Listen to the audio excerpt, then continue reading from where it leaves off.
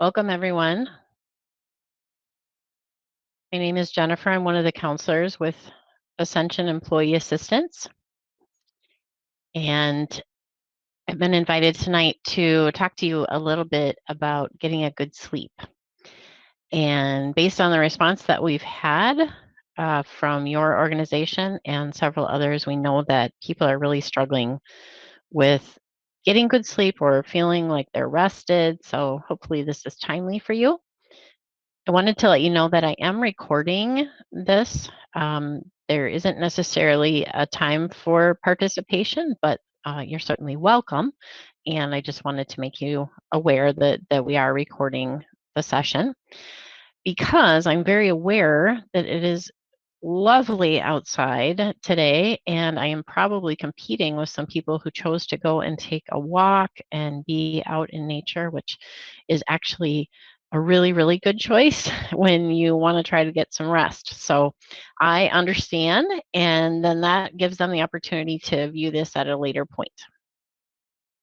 So I'm going to get started. I will be looking at the chat. If anybody has, something that you want to add in or whatever, please feel free to do so. Just wanted to review that this is property of Ascension. So we'd ask that you would not make copies or distribute it without asking us. And tonight we're going to talk a little bit about feeling like we can't sleep. And as I mentioned, you are not alone. So maybe you can't get to sleep even though you're exhausted, or you wake up several times during the night and you're anxiously watching the clock. So I want you to know that insomnia is actually a very common problem. It takes a toll on us for sure. Definitely affects our energy and our mood and our overall ability to function during the day. And long-term chronic insomnia can actually contribute to some pretty significant health problems. So we know that it is something that we need to address. It's very important. But the good news is that there's some simple changes that we can make to our lifestyle habits that probably can improve our sleep relatively quickly. So as you can see on the screen, the stats are that at least 30%, probably up to more like 50% of adults at some point in their life struggle with insomnia. And it's also interesting to know that it does tend to happen more in women, particularly women with young children. It also happens more in elderly people. Up to 50% of elderly people report that they struggle with sleep. Being a teenager or being pregnant also increases your likelihood of insomnia. Or if you've got some pretty significant life situations going on. So these are all obviously different times in our life where we might experience that. So let's talk a little bit more about what we mean when we talk about that being a problem. So everybody needs a different amount of sleep, and you probably already know that from comparing with friends and family.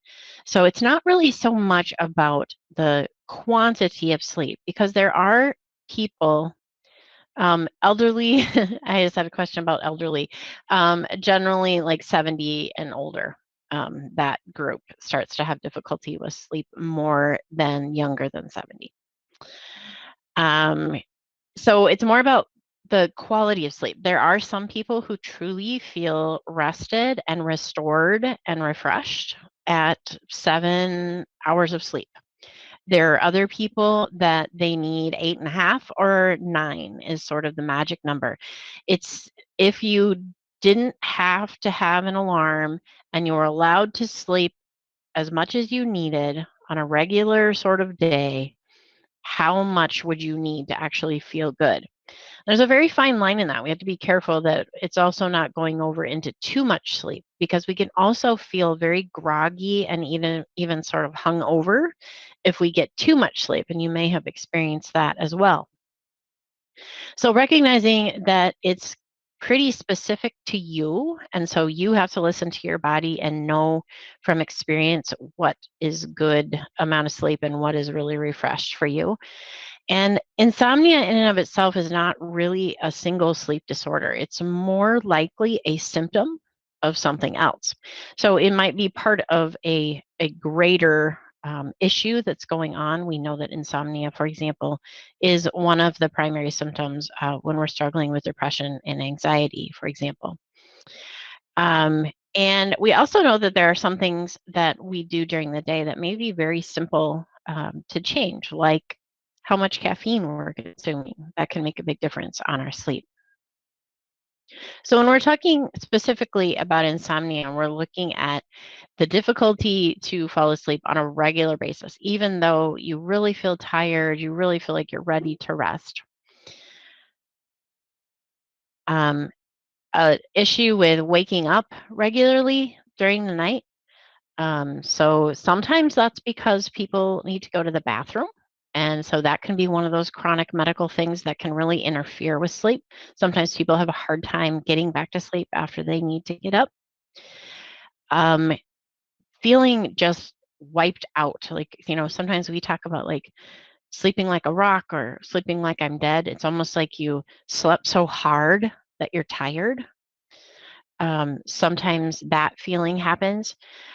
Or if we're too regularly relying on substances to help us fall asleep, or maybe we got an okay amount of sleep, but during the day, we're just dragging. We're just trying to put one foot in front of the other, and we just feel like we just want to lay down right here and take a nap. So some of the common causes can be, as I alluded to before, is depression, anxiety, stress, more severe mental illness. Almost always sleep is disrupted in those cases. Also, medications can have a side effect of interfering with sleep. Sometimes the medications we take for anxiety and depression, definitely cold, flu, and allergy medications. So, a lot of them contain antihistamines that help with suppressing runny nose and itchy throat and things. But for some people, they can be very stimulating and make it difficult for us to then sleep. We can also have other things that might be affecting the airway on a regular basis, like asthma or allergies. There can also be like issues with acid reflux or more gastrointestinal kind of stuff. And then, of course, we know the more severe sleep disorders like sleep apnea or narcolepsy that are significant medical issues that also obviously affect our sleep. So what we have to do is figure out, why are we not sleeping, specific to you. And so I encourage you to become a sleep detective, to kind of look at what is going on for you. And sometimes it's things that we can't necessarily change right now. Maybe you've got a lot of work stressors that are going on. Um, it's not to be more frustrating, but maybe to be validating that, oh, okay, so this is what's going on, and this is probably a temporary thing. And also to look at some of our daily habits, um, as far as, how are we setting up our work environment? Is there um, nighttime routines or rituals that we have or we don't have anymore that we should? Are we spending enough time getting out in the sunlight? Are we getting some exercise? What are the things that are happening around our sleep? And I would encourage you to try a sleep diary, or, and this could be paper and pen, or this can be in your phone, keeping track of some of the habits. And that would include everything like when you had a run through the Starbucks drive through, or when you didn't have caffeine, or when you stayed up later watching TV, or you had a night of, scrolling your phone for a long time, or you had a big work meeting the next morning and so you really struggled with sleep, or you're worried about your college student who was, been trying to do college in COVID time and it's been really difficult for them. So whatever is going on, keeping track of what you eat, how you feel, all of those things, again, trying to be sort of a detective as to what's going on. We need to take a sidestep here and talk a little bit about alcohol because it's one of the first things that many people turn to help them to fall asleep. There are some people that swear that they need their nightcap to be able to fall asleep more quickly. However, in the long run, alcohol is really not a friend to sleep. It disrupts our sleep cycle because the liver enzymes that are needed to metabolize the alcohol are actually stimulating and keep us more awake. Unfortunately, if you're using alcohol to fall asleep, you're going to build a tolerance. So whereas you maybe could have had one beer to fall asleep, now you're going to need two or three. And so that becomes an issue that you're going to need more and more to get that sleepy effect that you're looking for. It definitely affects our REM sleep. So if you remember back to your developmental psych days, that's our rapid eye movement sleep. And it is believed to be the most restorative. It's usually our deep dream sleep. And in studies where people were robbed of their REM sleep, so they were allowed to sleep, but every time that their brainwaves showed that they were getting into that deep restorative sleep, they would be awakened. People show signs of being very fatigued, being not able to focus, they're confused, they're irritable, they get sometimes they even start to see and hear things that aren't there. Huge things happen when people have disruptions in REM sleep. So you have to be very cautious with alcohol. The other bad news about this is that the effects of alcohol on our sleep get worse as we get older. So often people will say, oh, back when I was in college, I would drink and then I would fall asleep and I sleep all night, no problem. And now, I have a couple glasses of wine and I'm up all night. Yeah, unfortunately, that is your brain responding to alcohol in a different way, and it has a lot to do with what I talked about, that the body's ability to metabolize the alcohol is changing. Sometimes it's also about our work, not only just what we do or the stress of what's happening, but sometimes the schedule that we work. And we don't always have the ability to change that. Sometimes we need to work rotating shifts. Sometimes we need to work night shifts where most people would usually be sleeping. But we can try to reduce the effects of that. So as much as we can to limit the number of weird shifts or all night type shifts that you would have to work, because over the long run you're building a deficit of sleep. Trying to avoid rotating shifts. So those people who do 2 weeks of this schedule and then we go to 2 weeks of this next schedule and 2 weeks of the next one, or even within a week sometimes, I work nights for 2 days, then I have a day off, then I work days. Those are probably the worst. I don't think I've ever met anyone that works flipping shifts like that doesn't struggle a lot with sleep. Even our commute. So if you have a long drive to get to work, you're spending a lot of windshield time, that also cuts into our sleep time. There's a lot of things that we can start to look at that might interfere with our rest, which could be asleep or not asleep, but just our downtime. And if we have to have a schedule where, we got to work a shift that's different, we have to be really careful about setting up a good environment for sleep. You might need to use blackout curtains. You might need to make sure that there's noise blocking. Do everything that we can to really try to get some rest, even though it's not our typical time of having sleep.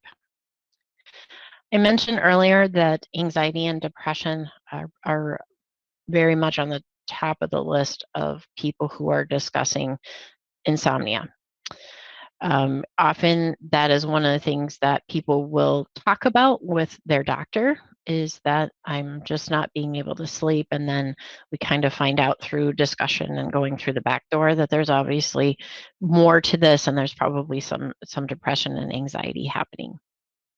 So the key to this would be treating that underlying condition and seeking out to talk to your doctor. This is a good time for me to make a little plug for the Employee Assistance Program. and to let you know that we are available to you to talk through some of these things and maybe try to figure out what's going on, what your next steps might be. A big part of our job is helping you get connected to those resources. If you think that you're struggling with depression or anxiety, or if there's something going on in your marriage or your personal life, your health that's just really interfering, that you would have someone to talk that through and figure things out. Another thing that happens with sleep that if you struggle, you probably already know, is that it can be a really vicious cycle. There is nothing worse than having trouble sleeping and laying there and thinking about that you're not getting enough sleep and that, oh my gosh, I'm going to be so tired tomorrow and I'm laying here and I'm not getting enough sleep and I'm going to feel like crap and then that's not going to go well tomorrow. And it can sometimes even get to a point where people are dreading time to go to sleep, even though they're tired, because they know that they're going to lay there and toss and turn and they're going to be staring at the clock and then they're going to feel like crud the next morning and all the things that go on with that. So it's very important that we condition ourselves that sleep is a good thing and that being in the place that we sleep is a good thing. So some of the things that we can do is to do our very best that work and worry and things that are not associated with sleep or shouldn't be don't happen in bed. So the goal is to train our body to associate our bed with good things like sleep and sex and really nothing else. Certainly not frustration and anxiety and worry about how much sleep we're not getting. So do your best to use your bed or wherever you sleep only for sleep. So that means don't be eating in bed. Don't be bringing your laptop in there and working in bed. Really, you shouldn't even be watching TV or scrolling your phone when you're in bed. Um, if you're a person who's having no problems doing that, I always hear from someone like, I have to have my TV on so that I can fall asleep. Good. More power to you. That's great. Go ahead and do that. But most of the time when people come and they're saying, I can't sleep, I'm having a hard time, that's one of the things I would suggest that you would try to see if it can help. Because for a lot of people, the um, the blue light and just anything that's going on in the show or whatever you're listening to is still stimulating your brain long after you shut that off. And it's telling your brain, stay up, think about this, think about the show, think about the characters, think about what you read. And it's telling your eyes, like, be awake. So I would encourage you to try that, to not have TV and to not have your phone right before bed. If you're struggling to go to sleep, get out of bed. So don't just lay there for hours and hours and toss and turn and toss and turn. If it's been an hour and you can't sleep, get up for a while and do something relaxing. Maybe try to read. That's a really good one. It is relaxing, it's quiet, and it also makes our eyes tired. Um, Try to do something like maybe drinking a warm cup of tea or drinking a glass of milk or maybe taking a bath or listening to some music. And then we start to feel sleepy again, go back to bed. Be careful about clocks in your room. um, Sitting there watching the clock turn another minute, another minute actually can be really anxiety producing. So definitely set an alarm so that you get up on time and trust that it will go off when it needs to, but don't keep checking. Always looking at your clock and seeing, what time it is just a surefire way to up your anxiety. Sometimes the reason that we um, delay or avoid or don't want to go to bed is because when we get to bed, everything in our life all of a sudden jumps into our hamster wheel and starts rolling around.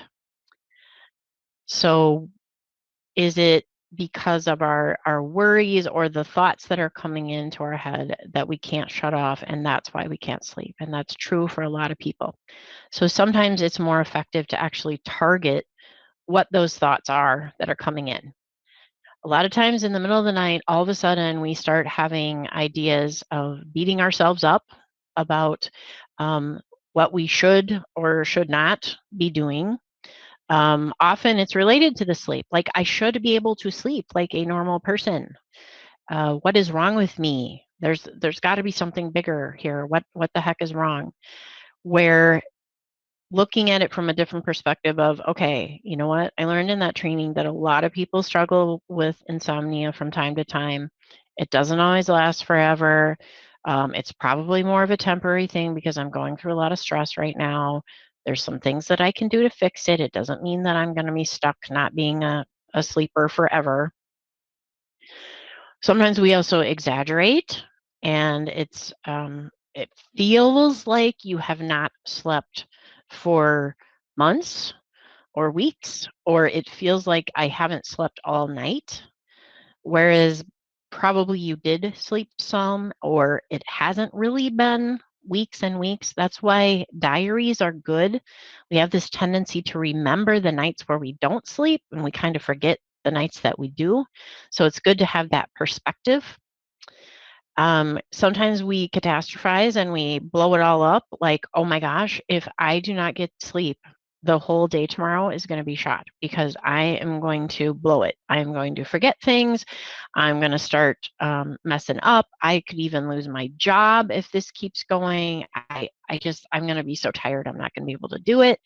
So trying to, talk yourself down off of that, like, okay, I'm going to do the best I can to get some rest. It may not be the best sleep that I'm going to get, but I'll be okay tomorrow. I can get through it. And maybe then the next night I can recover some of that sleep. Hopelessness is another one where it feels like forever and ever, like this is always going to be a problem, as I mentioned. But I'm going to tell you in just a few minutes a few things that you can do so you can bring that back into control. Like, yes, there are really some things that you can try. There is hope. Generally, insomnia does not last forever. And finally, the fortune telling. You know, already getting yourself worked up at 7 or 8 at night, thinking, oh, as soon as I go to bed, I'm going to be waking up. I know it. I'm probably going to get up like 3 times and have to go to the restroom. And then I'm going to lay there and I'm going to look at the clock. And so being careful to not set yourself up for like, well, okay, yeah, probably now you are because you've already got yourself in the mindset that this is going to be a bad sleep night. So trying to notice that and turn that around. That, you know what, I'm going to try some of these new strategies and maybe this will be a good night's sleep. And there's just as good of a chance that it's going to be a good one as it is that it's not going to be a good one. If you haven't already learned some good relaxation techniques, I would encourage you to do this. Our body already has a lot of good ways to help itself relax, and we can tap into those by doing some breathing exercises or a meditation or maybe a guided imagery, or you could do some relaxing poses or stretches. Some of those things can definitely help us to fall asleep faster. Or if you wake up in the middle of the night, it's a good thing to start right away. Do some breathing exercises or go through a body scan type meditation where you're telling your head to go to sleep and you're telling your neck to relax and you're telling your shoulders to relax and those sort of things. There's tons of great apps and there's all kinds of YouTube videos and all kinds of self-help books that you can read about different techniques that you can use. I encourage you to find a few of them that you can memorize so that you don't have to try to quick, pull up an app and whatever. Or if you use an app, use it as a guide, and then when it's actually time to use it to sleep, just do it from memory. It's okay if it's not perfect. Find something that works for you. A golden one is to do breathing where you're doing like an 8 count in, a hold for 4, and an 8 count out, and continue to do that, really breathing deeply. So way down into your belly. So you're blowing up your belly when you're inhaling, and then letting it all the way out, even to the point after you've exhaled completely, to allow a couple seconds to rest, and then inhale again. This is good on so many levels because it slows down our physiological processes that tells our body like, we gotta sleep. We're gonna slow things down here. Even 2 or 3 cycles of that, it's amazing how quickly it can just bring that tension level down a little bit. So it's also reinforcing, like, okay, here it is, here it's coming. I'm getting closer to feeling like I can fall asleep. Or I mentioned some of the body scan. There's ideas like tensing up, for example, tightening up your head and your face, and then just completely relaxing it, and then tightening up your shoulders and your neck for 5 or 6 seconds, and then just letting them completely go. Those kind of things can be really, really effective, especially when you're in bed and you're trying to get into that mode. Another one that I really love is doing a gratitude alphabet. So whenever you make a list, there are a lot of sleep suggestions like counting sheep, or count back from 100 by sevens, or list all the state capitals, or whatever. Those are all really good techniques too. They cause you to think about something other than the fact that the clock is ticking and that you haven't slept yet and that tomorrow's going to be awful. So it distracts you from that. It gets you into more of a rational mind where you're making a list of things rather than being emotional about what's going on. I love, though, adding in the idea of gratitude. Gratitude is the absolute antidote to worry and anxiety. So when we get into that nighttime hamster wheel of bad thoughts, we are usually going back to history and beating ourselves up about whatever it was that happened today that we screwed up or was hurtful or pissed us off, or we're going to the future and worrying about what might happen maybe sometime, playing conversations in our head, trying to get ready, trying to stave off whatever bad thing we think might be coming. In both of those cases, we are not in the present. The past is already gone. We can't fix that. The future is out there. We can't fix that right now. And we're also coming from a place of poverty. We're coming from it wasn't enough. I didn't get what I needed. I was hurt. I was shorted, whatever. It's from a place of poverty, where gratitude turns us to a place of, actually, I have what I need. So I'm not asking you to be like all rainbows and unicorns and everything's perfect. That's not what I'm asking. I'm asking you to bring into focus that there's actually 2 sides to this. So yes, you have a lot of stress. There's chronic health issues going on, maybe in your family, or loss of a loved one, or loss of a job, or real deals.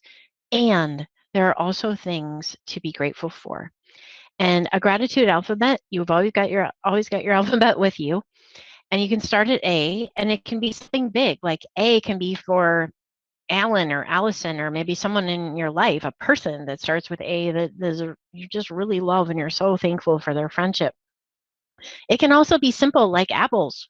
I had an apple today for lunch and I really liked it. It was a really good, juicy, crunchy one, and I'm just really thankful that I have healthy food at my disposal.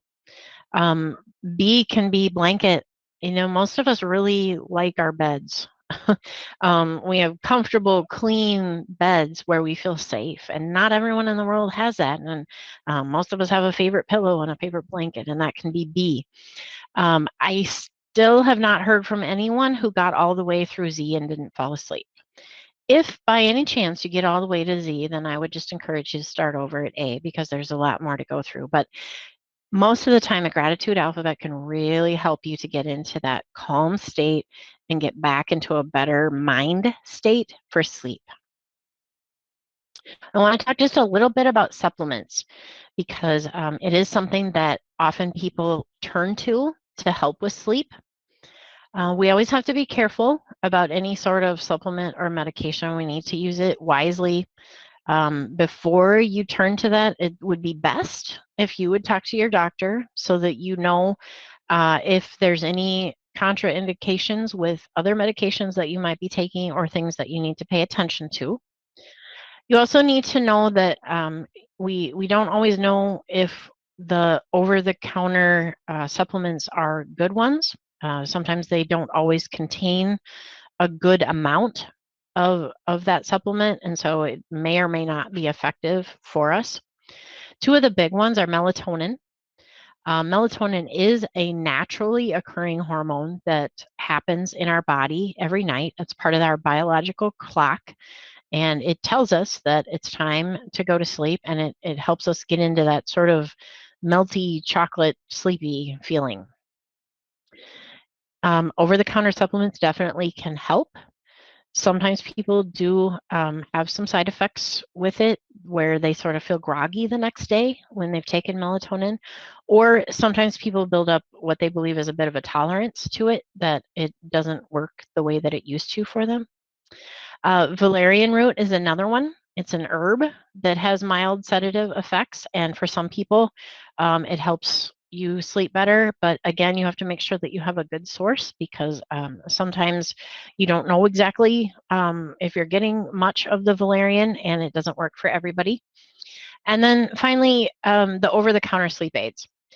So these are the actual ones that say they're for sleep, that the main ingredient in them usually is an antihistamine, which is used for allergies and for colds. And it causes us to get a little bit sleepy. I mentioned earlier that you have to be careful about that, because for some people, taking antihistamines or any kind of med that is supposed to address nasal or sinus can actually be stimulating for you personally. So be careful of that, particularly with children. Sometimes we see an opposite effect when it should make them sleepy, that it actually jacks them up. Um, Obviously, there's also a lot of medications that are used that are not for sleep. For example, NyQuil is one that they've actually come out now with a formula that says it's just for sleep. But there are a lot of people that have been using NyQuil for years to help them sleep. There's obviously other medications that are in NyQuil. So it's harder for us to know how much people are really using other sorts of drugs to get to sleep, but we believe that there are a lot of people that are using them. So we need to be careful. They really should be a last resort after you have tried the behavioral things first, meaning, changing your sleep schedule, watching out for the caffeine, setting up your sleep environment to be good for sleep, a lot of those things, and making sure that you're checking that there isn't some underlying health issue going on. So if you do try some of these things that I've suggested and it's just not working for you, or it's really causing major problems, like you're falling asleep when you're driving, you're falling asleep at your desk. These are big flags that there's something more going on. If you're having other symptoms associated with it, like feelings of panic, like where you feel like you can't breathe, or you're feeling dizzy, or you're having buzzing in your ear, and all of a sudden, you feel like you're going to collapse, those kind of things. Or if it's happening every night and it's getting worse and it's going on and on for a significant amount of time, that you probably need to be seeing your doctor. This is where I would encourage, again, to be doing that sleep diary, because I can guarantee you that's what your doctor is going to ask you about. Is it really every night? Have you noticed any patterns with it? What have you tried first? So it'd be good if you could be a sleep detective ahead of time and bring the data with you so that you can show this was the pattern, these are the things I've tried, this is what didn't work. This is what I think might be going on. That will get you so much further ahead in your doctor being able to help you if there's something more that needs to happen. I want to remind you that you are a living organism. Often in the busyness of our life, we sometimes forget about the very basic building blocks of what we need to just function. And honestly, sometimes people take better care of their plants and their pets than they do themselves. And, and a perfect example of where this doesn't go well is when we look at kids. And since you are educators, I know that you know about children.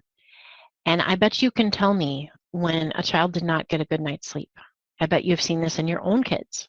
You can tell if they're getting hungry, they're getting cranky. You can tell if they didn't get a nap. You can tell if they didn't get good sleep. You can tell if they didn't get an opportunity to exercise. They're agitated. They've got ants in their pants.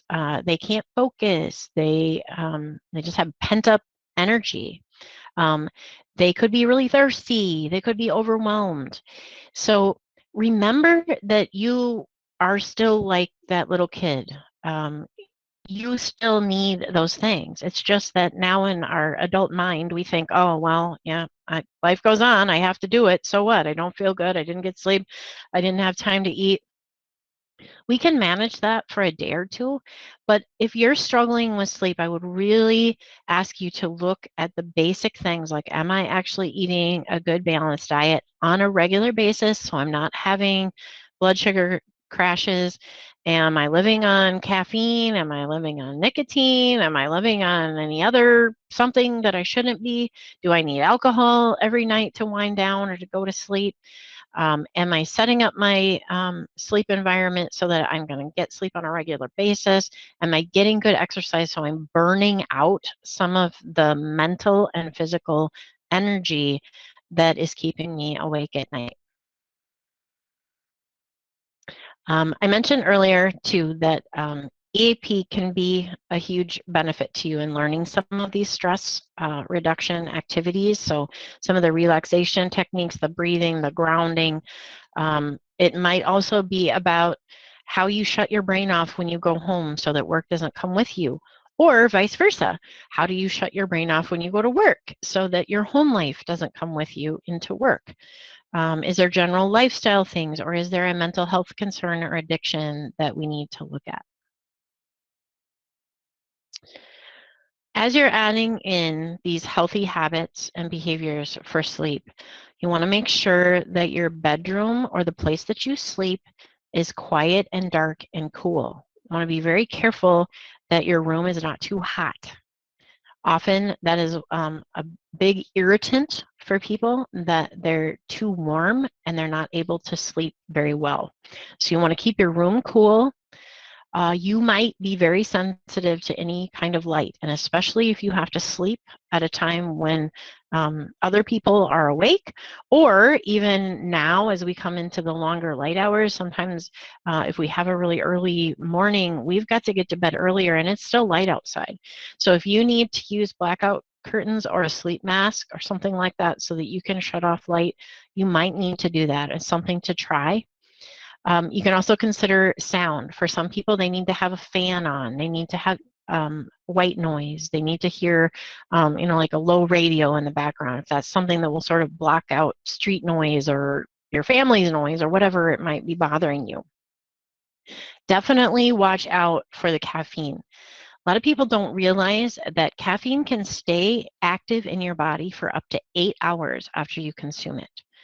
So if you are a caffeine drinker, you really should be cutting it off at lunchtime or very early afternoon. Otherwise, it is going to be cutting into bedtime. So um, don't underestimate that can have long-term effects, and know yourself well enough. Some of us are particularly sensitive to caffeine, and even a little bit stays with us for a long time. We already talked about alcohol and how that can interfere, and also smoking. Obviously, it's always better to quit smoking in general, but a lot of people want to have that last cigarette before they go to bed. Actually, nicotine is a stimulant, so it really does not help us to calm down and get ready for sleep. So to the best of our ability to not smoke or have any sort of nicotine right before bed, it would be better. And I mentioned too, using our bed for sleep and sex and not for work or any other eating or anything else. Try to get into a sleep schedule that you keep every day, even on the weekends. And I know that's kind of a bummer for a lot of us because we think, oh, I need my weekends to catch up, or that's my indulgence is I love to sleep in, or I like to stay up late on the weekends, which is fine if it's working for you. But if you're struggling with sleep, I would challenge you to try to get really rigid with yourself about trying to have the same time to go to bed and to get up every day, even on weekends, because that will get you back into a more regular sleep rhythm. Be careful about naps. There's this tendency we're dragging, we feel like crud, so maybe if we could just catch a little rest in the middle of the day, we can get through. That's helpful for some people, but for a lot of people, it actually makes us feel more tired or more disoriented and groggy. So if you're going to be a napper, it should be less than 30 minutes, and it should definitely be before 3 o'clock in the afternoon if you plan to go to bed at a usual 9 or 10 o'clock. And finally, avoid stimulating activities. So you should not do a big cardio workout right before you go to sleep. You should not decide to discuss if you should move or refinance your mortgage right before you go to bed. Okay, so big decisions should not be happening right now. A really stimulating video games should not be happening right before bedtime. It should be quiet, soothing activities, as I mentioned, reading, maybe listening to music, or if you have a handcraft that you like to do, keeping lights lower, sound lower, easing into that time at least an hour before bed. I mentioned before, but it's worth saying again, be really, really careful about blue screen time, particularly with children. Although I think it affects adults too, but they have had many studies now showing that children are jacked up by blue screen time. So we need to cut that out at least an hour, sometimes 2 hours ahead of bedtime for children. And to really be careful about that for yourself if it's causing a problem for you. Try to get good light during the day. So especially in Wisconsin, we do not get enough vitamin D. This time of year when we get more light, it's great, it's better. But trying to make sure that we get good light exposure during the time that we're awake. It tells our brain that it's time to be alert. We're at it, we're going just as much as the low light and the darkness tells us that it's time to sleep. So it's regulating ourselves in our environment.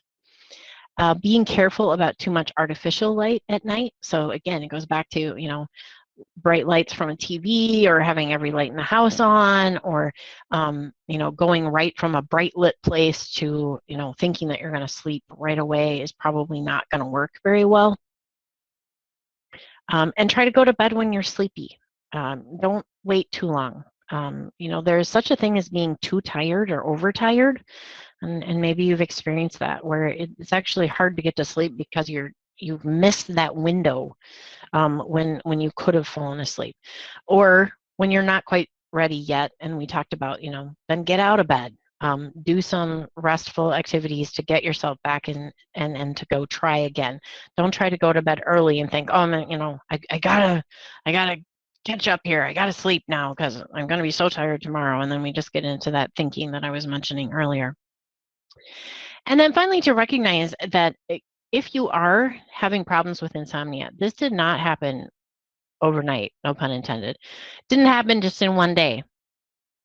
It has taken a while. There is probably several things that have led up to this, that maybe you slipped into some bad habits around sleep, or maybe there's something situational that's going on in your life that has come about that hopefully is not going to be there forever. Maybe you can manage it in a different way.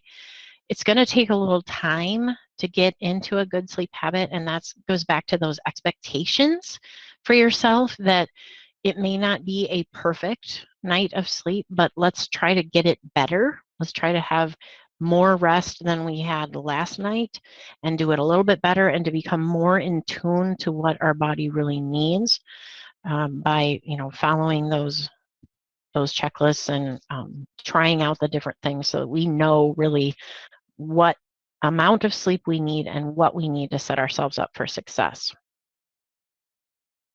So I encourage you to think about even one thing that you could do that would help your sleep, and just as importantly, your rest, your downtime, your ability to recover physical and mental energy.